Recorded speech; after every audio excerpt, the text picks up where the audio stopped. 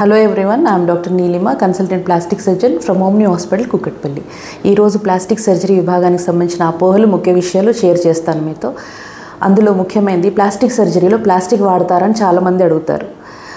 అది అపోహ మాత్రమే, ప్లాస్టిక్ ఏమాత్రం వాడరు. రెండవది, ఇది కేవలం సెలబ్రిటీస్కి ఉన్నత వర్గాలకు సంబంధించిన సర్జరీస్ అని అపోహలు ఉన్నాయి. అందులో ఏమాత్రం నిజం లేదు. మరి ప్లాస్టిక్ సర్జరీ అంటే ఏంటి?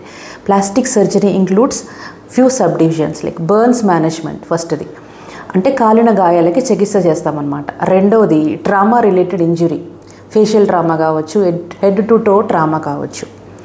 అందులో స్కార్ లేకుండా లేదంటే మినిమం స్కారింగ్తో సర్జరీ చేయడం జరుగుతుంది. థర్డ్ వన్ వచ్చి రీకన్స్ట్రక్షన్. మన శరీరంలో జరిగే క్యాన్సర్ వచ్చినప్పుడు శరీర భాగాలను తీసేయడం జరుగుతుంది, లైక్ బ్రెస్ట్ క్యాన్సర్ లాంటిది అనమాట. అప్పుడు రీకన్స్ట్రక్షన్ చేస్తామన్నమాట. మళ్ళీ పుట్టుకతో వచ్చే లోపాలు అంటే క్లెఫ్ట్ ప్యాలెట్, క్లెఫ్ట్ లిప్, గ్రహణం మొరి అంటారు. ఇలాంటివి, చిన్నగా చెవులు ఉండటం, వేళ్ళు అతుక్కొని ఉండటం, ఇలాంటి వాటికి చికిత్స చేస్తామన్నమాట. అండ్ ఫోర్త్ వన్ వచ్చి aesthetic procedures.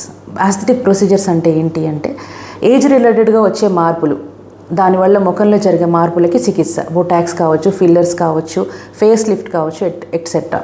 And body contouring procedures అంటే ఎక్సెస్గా ఉన్న ఫ్యాట్ని తొలగించి సరిచేయటం, దీన్ని బాడీ కాంటోరింగ్ ప్రొసీజర్స్ అంటారు. అండ్ టమ్మీ టక్ అంటే ఏంటి? లోవర్ అబ్డమెన్లో వచ్చే మార్పులు, ఆఫ్టర్ ప్రెగ్నెన్సీ లోవర్ అబ్డమెన్లో వచ్చే మార్పులను సరిచేయడం జరుగుతుంది. ఇవన్నీ చికిత్సలు అన్నమాట.